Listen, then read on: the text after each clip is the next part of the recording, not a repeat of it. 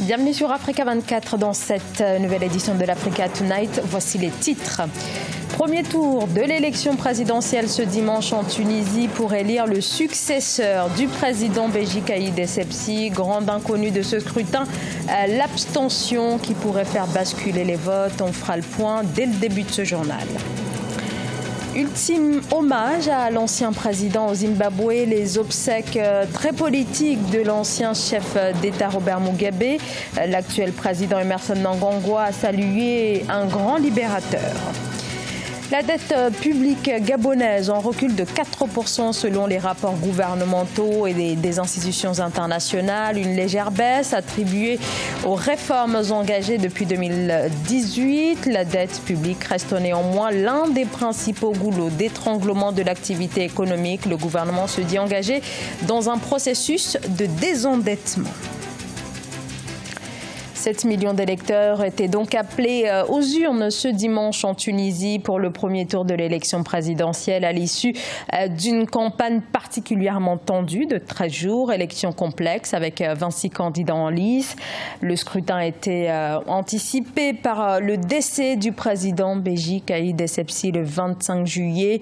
Et ce que l'on sait pour le moment, c'est qu'à 15 heures, le taux de participation n'était que de 27,8%. Pour ce scrutin qui se tient sur fond de fortes attentes sociales et économiques dans un contexte de rejet de la classe politique au pouvoir depuis la révolution de 2011. Rarement l'issue d'une élection présidentielle aura été aussi incertaine dans ce pays. Emmanuel Dupuis, président de l'Institut Prospective et Sécurité en Europe, décrypte pour nous les enjeux de cette élection présidentielle. Si les résultats de l'élection présidentielle correspondent à celui de l'élection législative. Mais il faut bien trouver un président et pour succéder au défunt président Béji Caïd Essebsi. Et de ce point de vue, la situation paraît très compliquée. Comme je l'ai expliqué, il y a 26 candidats. Aucun candidat n'obtient réellement une sorte d'adhésion populaire, avec là aussi des situations qui sont d'une certaine façon assez ubuesques. Le candidat le plus populaire a été embastillé le 24 août dernier, Nabil Karoui, avec un nouveau parti au cœur de la Tunisie, qui apparaît comme celui qui serait le candidat du peuple, en tout cas le candidat qui est le plus perçu. Ce n'est pas moi qui le dis, c'est un sondage qui a été fait par l'Institut de sondage Opinionway et qui le donne largement favori avec 24% des voix. Le deuxième candidat, qui est un candidat du système, et c'est là aussi un des enjeux, Nabil Karoui arrive avec la volonté de disturber un petit peu le système politique post-révolutionnaire, avec un certain nombre de candidats qui se revendiquent de la situation pré-révolutionnaire. L'actuel Premier ministre, Youssef Chahid, ou l'ancien président, Monsef Marzouki, ou un ancien autre Premier ministre, Mehdi Diouma, ou même le candidat d'Ennahda, Abdel Fattah Moulou, qui est le président par intérim de l'Assemblée nationale, se revendique volontiers soit de la période benalienne, donc avant la révolution. Le Zimbabwe a rendu ce samedi un dernier hommage à son ancien président Robert Mugabe. C'était au stade national de la capitale, Harare, où a commencé vers midi l'hommage national à l'ancien président zimbabwéen décédé le 6 septembre à l'âge de 95 ans, qui malgré la forte controverse autour de son régime reste l'une des dernières figures majeures de la décolonisation du continent. C'est un sujet de la rédaction. Une cérémonie officielle, des drapeaux en berne, le Zimbabwe a rendu un dernier hommage ce 14 septembre à l'ancien président Robert Mugabe. Des funérailles nationales dans le stade d'Harare, la capitale, pour celui qui a dirigé le pays pendant 37 ans. Plusieurs homologues africains et des milliers de partisans, mais aussi l'actuel chef de l'État du Zimbabwe, Emmerson Mnangagwa, ont salué la mémoire d'un père fondateur. Alors que nous disons au revoir à notre grand héros national et au fils du continent, le Zimbabwe restera toujours aux côtés de l'Afrique et de ce qui est juste. C'est notre hommage à notre grand libérateur, père fondateur, enseignant et investisseur, le regretté camarade Gabriel Mugabe. Plus de 10 dirigeants étrangers, notamment le président sud-africain Cyril Ramaphosa, le président kényan Uhuru Kenyatta ont fait le déplacement. Tous ont souligné les contributions du président Robert Mugabe et son engagement pour la libération nationale. En revanche, à l'extérieur du stade, les éloges étaient rares. Illustration que l'héritage du président Robert Mugabe demeure au cœur de la controverse. Chose inacceptable pour l'actuelle présidence. Un mensonge lourdement parrainé par un récit rétrograde qui encadre injustement le défunt camarade Mugabe en lui donnant de nombreux adjectifs injustifiés, en le dénigrant systématiquement. L'ex-président Robert Mugabe, écarté il y a 2 ans après un coup de force de l'armée, s'est éteint le 6 septembre à l'âge de 95 ans dans un hôpital de Singapour où il venait régulièrement se faire soigner. L'ancien chef de l'État, dont les obsèques sont prévues dans 1 mois à Harare, au Monument national du Champ des Héros. $1 milliard pour lutter contre le terrorisme, c'est la décision phare actée à Ouagadougou lors du sommet extraordinaire qui a rassemblé les dirigeants de la communauté économique des États de l'Afrique de l'Ouest qui s'engagent à mobiliser cette somme sur une période de 4 ans afin de lutter contre le terrorisme qui continue de frapper de plein fouet la sous-région. Reportage entre correspondants, Jean-Paul Ouedraogo. À Ouagadougou, le sommet extraordinaire des chefs d'État et de gouvernement de la CEDEAO s'est voulu consacrer à la lutte contre le terrorisme avec une recrudescence des attaques notamment au Mali, au Burkina et au Niger. Il était opportun pour les pays de l'espace et leurs partenaires de redéfinir les axes et stratégies de défense de nos États. Vous avez des questions d'équipement. Dedans, vous avez tout ce qui concerne l'organisation, je dirais, en ce qui concerne la mutualisation des renseignements, etc., etc. Alors donc, je pense que la collecte va se faire en même temps que sur les différents axes qui ont été dégagés par la CEDEAO, il y en a 8. Le financement donc sera adapté à chacun de ces axes. Au nombre des mesures collectives qui ont sanctionné la rencontre, la mobilisation par la conférence d'un budget d'$1 milliard pour le financement de la lutte et l'adoption d'un plan d'action 2020-2024. Ce plan subdivisé en 8 axes vise à vaincre à moyen et long terme le terrorisme par le développement économique et social. Il appelle également la force conjointe du G5 Sahel au renforcement de la lutte contre le terrorisme.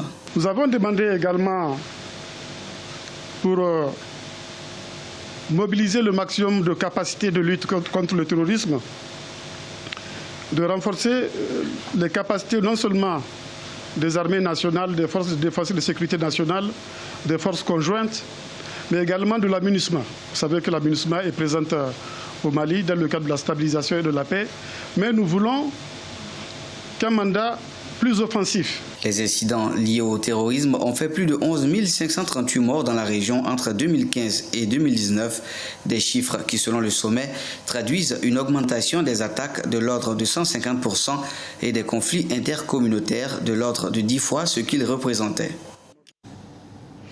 En Côte d'Ivoire, à quelques mois de l'élection présidentielle, le PDCI et le FPI, historiquement opposés, ont tenu un premier meeting commun ce samedi 14 septembre à Abidjan. Depuis la rencontre entre Henri Konan Bédié et Laurent Gbagbo en Belgique fin juillet, les 2 formations politiques confirment de plus en plus leur rapprochement. Reportage entre correspondants, Oliva Diakota.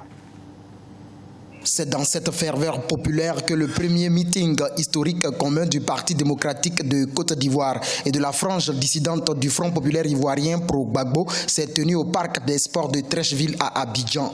Devant des milliers de militants, les responsables politiques de l'opposition ont placé la réconciliation au cœur de ce rassemblement. Il faut qu'il y ait la réconciliation. Parce qu'un président, c'est pour gérer les hommes. Il nous a toujours dit qu'il n'y a de richesse que d'hommes. Tu vas faire pont, tu vas faire gratte-ciel, tu vas faire CHU, tu vas réparer tous les puits, tu vas donner à chaque fonctionnaire 1 million. Mais si les cœurs sont noirs, ça ne peut pas marcher. Ce meeting a également servi de cadre pour les opposants pour faire le bilan de la gouvernance actuelle du pays. Un bilan jugé négatif par ces derniers sur les plans politiques, social, économiques et bien d'autres. Comme l'équipage du bateau Titanic qui faisait de la musique pour distraire les passagers alors que le bateau était en train de couler, le gouvernement de que ce pays distrait la nation par des déclarations fallacieuses au lieu de prendre des initiatives pour sauver la Côte d'Ivoire. Menée par le PDCI et l'aile dissidente du FPI, la plateforme de l'opposition, Coalition pour la démocratie, la réconciliation et la paix, compte organiser plusieurs meetings à l'intérieur du pays, puis prévoit un grand rassemblement au stade Félix Houphouët-Boigny pour la reconquête du pouvoir en 2020. Peut-être une décision qui pourrait influer sur cette élection présidentielle qui se prépare donc en Côte d'Ivoire. La décision, bien sûr, de la Cour pénale internationale. Alors que la décision devait être annoncée le 13 septembre, la juridiction a de nouveau accordé un moratoire de quelques jours à la procureure Fatou Bensouda pour indiquer si oui ou non elle décide d'interjeter appel de la décision prononcée en première instance le 15 janvier 2019 d'acquitter et de libérer l'ancien président Laurent Gbagbo et l'ex-ministre de la Jeunesse Charles Blé Goudé. La procureure a voulu un délai supplémentaire pour préparer l'appel, mais il est précisé que le verdict doit être annoncé ce lundi 16 septembre. Évaluée à 64% du PIB, la dette publique du Gabon serait en baisse, un recul de 4%, mais on est bien loin des recommandations émises par la CEMAC de ramener la dette publique au-dessous de la barre des 40%. Mais sur place, le gouvernement gabonais se dit engagé dans un processus de désendettement. Philomène Tine. D'après le rapport d'exécution budgétaire du deuxième trimestre 2019 du ministère de l'économie du Gabon, les règlements intervenus sur le poste des charges de la dette du pays s'élèvent globalement à 107 milliards de francs CFA. En outre, le Gabon envisage supprimer progressivement ses déficits budgétaires et réduire sensiblement ses dettes extérieures et intérieures. Cette mesure s'inscrit dans le cadre de la réforme fiscale engagée par le gouvernement gabonais. Une réforme fiscale qui consiste à réduire le train de vie des institutions publiques de l'État, améliorer les recettes fiscales, de telle sorte que le pays puisse dégager des ressources suffisantes pour améliorer son image. Selon la Direction générale de la dette du Gabon, au cours des 3 premiers mois de l'année 2019, l'encours de la dette publique du Gabon a augmenté de 8% par rapport au premier trimestre 2018. Toutefois, le pays vise à réduire son endettement à 40% du produit intérieur brut à l'horizon 2021. Ce processus, je l'encourage, d'autant que le Gabon ne se désendette pas seulement à l'égard de l'extérieur, mais aussi à l'égard des créanciers internes. Le désendettement a cet avantage d'améliorer l'image du pays à l'égard de tous les créanciers, aussi bien internes qu'internationaux. De manière générale, entre 2017 et 2018, l'encours de la dette publique du Gabon s'est établi à, en moyenne, 3 549,74 milliards de francs CFA de dette extérieure et 1 483,99 milliards de francs CFA de dette intérieure. Le Kenya teste actuellement et à grande échelle le vaccin antipaludique le plus avancé à ce jour. Il s'agit de l'aboutissement de plus de 30 années de recherche. Le pays de la Corne de l'Afrique, l'un des plus touchés par la maladie, est le 3e pays pilote à expérimenter ce vaccin à travers une campagne sous l'égide de l'Organisation mondiale de la santé. C'est un sujet de la rédaction. Après le Malawi et le Ghana au mois d'avril, le Kenya a lancé vendredi un test grandeur nature du vaccin expérimental contre le paludisme. Ici, nous sommes dans un centre de santé dans le comté de Homa Bay, dans la région du lac Victoria, l'une des plus touchées par le paludisme. La vaccination vient tout juste de commencer.